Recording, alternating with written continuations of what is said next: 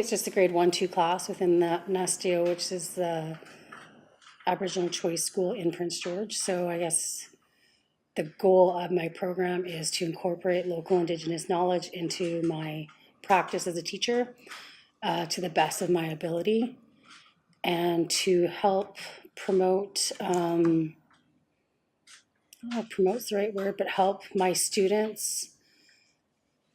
I see my role as helping them find their identity, whether it is Clakeley or Gitsan or Haida or Cree, non-Indigenous, but help them find their roots in their own culture and identity, and help them explore that.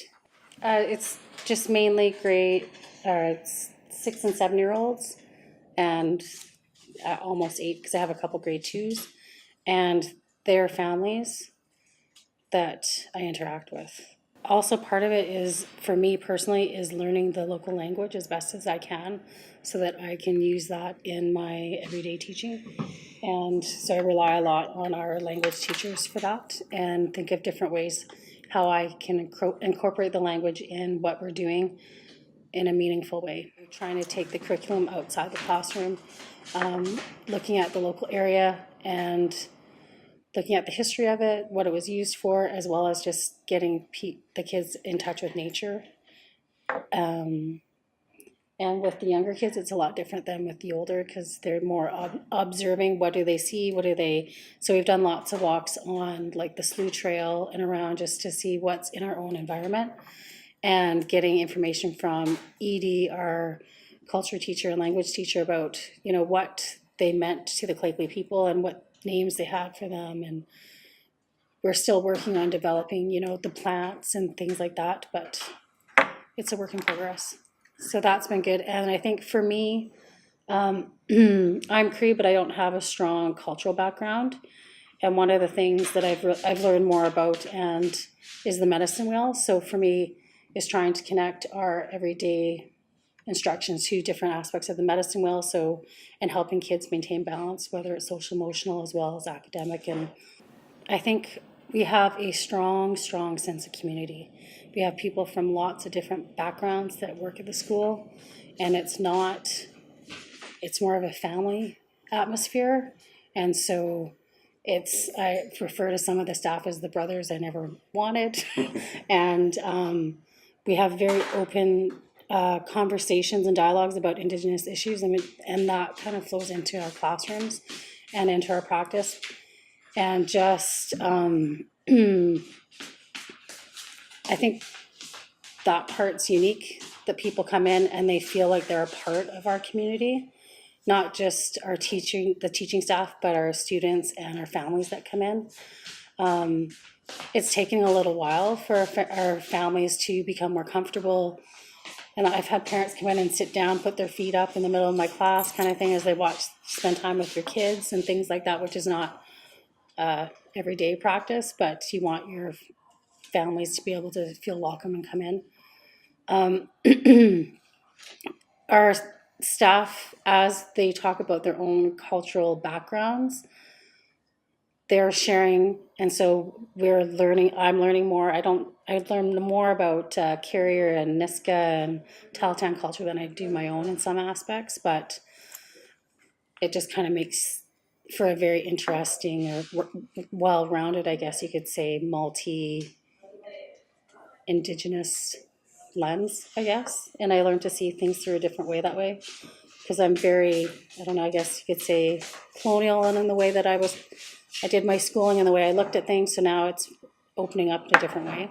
Kind of a decolonization. Yeah, kind of, absolutely. And even, I guess from my own personal point, is that I always, at one point, didn't feel native enough, right? And so I think because my mom is non-Indigenous, my father is Cree, but I grew up with my mom, and I see a lot in the kids, they don't really know where they fit. Mm-hmm. And knowing that that's just part of the colonization, is that, it's not my grandparents' fault they didn't have the culture. It's the result of colonization that I don't have that, and that a lot of people in our communities are feeling that same sense of loss. Mm-hmm. And how just those little bits of being part of that community help give you an anchor that's how I felt for myself, and that's what I hope to give to the students in the class. And I get that encouragement from the staff to do that. And so that's kind of where I see that the school has that unique vibe that it gives, right? Like there's no judgment, you're not any hierarchy of importance as a part to knowledge or experience. It's just everybody sharing. And those conversations, that collaboration piece, we've come up with some really great ideas of how to incorporate culture into the curriculum more and more, which I wouldn't have been able to do on my own. And so that's, I think, what makes our environment a lot different from other schools in the community, is that they don't have that. They don't have that sounding board. They don't have that sense of security or confidence to take those chances. Whereas here we take chances all the time. And if it works, it works. And if it doesn't, it doesn't. And if it doesn't,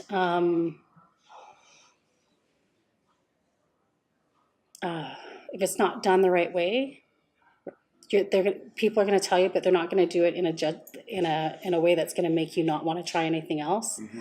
They'll do it in a way that says, you know what, that's a great idea, but we need to be careful about this, and we need to be careful about that. And so I think that's really valuable for when you're looking at developing curriculum and things like that, having those people that are going to lift you up and support you with that process. The energy in our school is so different. It was very chaotic, and you had an environment where the kids had everyone they knew and trusted be removed from, like, leave the building, right? And it was filled with all new staff. I think there was an ABED worker and EA were the only two familiar faces they had. So then even though we were some of us were Indigenous, some of us weren't, that whole sense of trust and security was gone for them. So the first couple of years was pretty tough. You take any people out of their lives and they feel a bit lost. And so it's taken a while for us to build those relationships. But I think that's one of our strongest aspects of our school, is the relationships that we build, the kids, what they're sharing, I guess, about themselves, more and more pride about who they are, and sharing more of their own knowledge. There's been kids in other classes, not so much, but I've heard about them correcting other kids about the fee system. That's not how we do it, right? And so finding value in what they know and having the courage to share that, and in a way, not always, what's the word? And excited to share it, right? And just be okay with it. So that part, so the more I think the kids feel that and the more they share, that's going to be really powerful, because that's where a lot of those teachings are going to come from.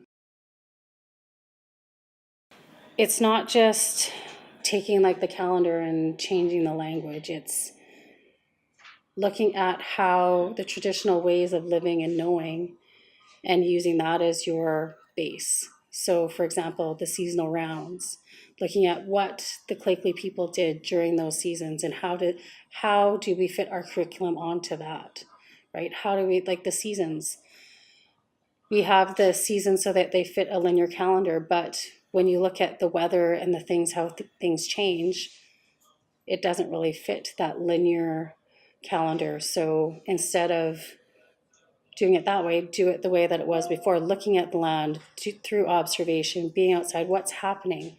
Is it time for the cotton buds? So what do we do now? So what would we traditionally do? How does that fit into our curriculum? So do it from the other way, as opposed to, this is our curriculum, what Indigenous stuff can we pepper on top? It's a lot of work, but I think that if you have the right people in there doing that, but you also have to have that strong base. You have to have that connection to the local community, to have them mentor you and help give you that knowledge, and work together as a team, so that you're not doing it to them, and you're valuing what they do, right? You hear a lot about taking, right? You don't want to take other people's knowledge without their permission. You don't want to steal basically their culture, right? Because that's part of it. So you want to work in partnership. And I think I think we still have a lot of work to do with the Clakeley people to keep building that relationship. We have Edie, but I think it's a lot of work just for her. And so we got to figure out different ways to help support her and help her share her knowledge in a way that she's not going to be here for very much longer. So we have to use our time in a meaningful way.